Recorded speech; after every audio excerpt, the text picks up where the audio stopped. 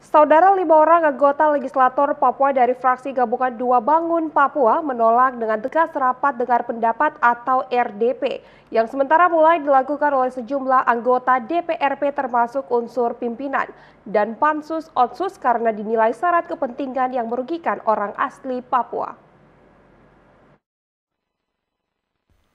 6 fraksi yang terdiri dari sejumlah besar anggota DPR Provinsi Papua mulai melakukan rapat dengar pendapat atau RDP terkait Undang-Undang Nomor 21 Tahun 2001 tentang Otonomi Khusus Papua.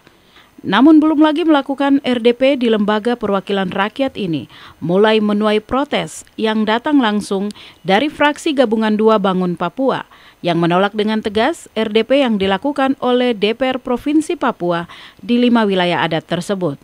Pasalnya, keberadaan lembaga legislatif ini hanya akan menerima usulan dan hasil RDP yang dilakukan oleh Lembaga Kultural Majelis Rakyat Papua, MRP, yang lebih dulu melakukan evaluasi dan menjaring aspirasi rakyat tentang keberlangsungan anggaran yang akan berakhir pada tahun 2021 mendatang.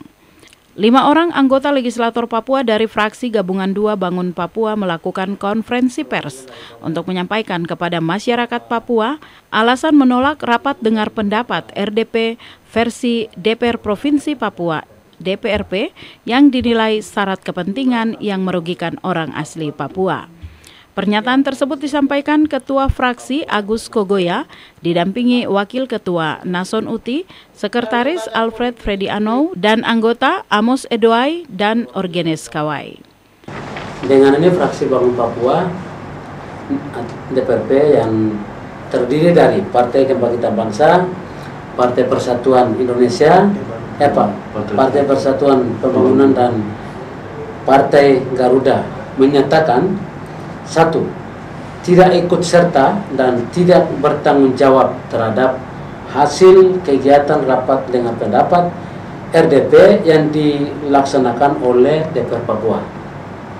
Yang kedua, fraksi Bangun Papua juga mengusulkan untuk menunggu hasil RDP yang dilaksanakan oleh MRP untuk dijadikan dasar pertimbangan dalam pengambilan keputusan bersama antara DPRP dan MRP sesuai dengan mekanisme dalam pasal 77 Undang-Undang Nomor 21 Tahun 2001 untuk disampaikan ke pemerintah pusat di Jakarta.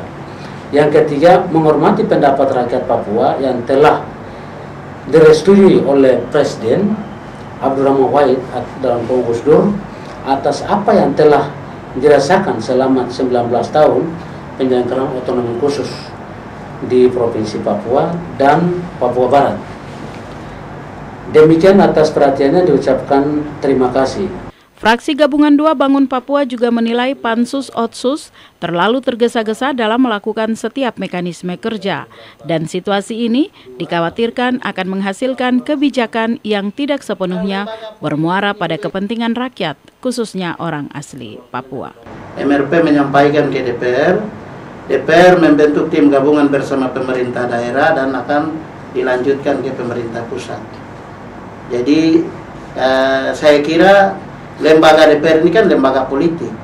Di dalamnya adalah terdiri dari partai-partai politik, multi partai dan multi warga nasional. Tidak murni orang asli Papua.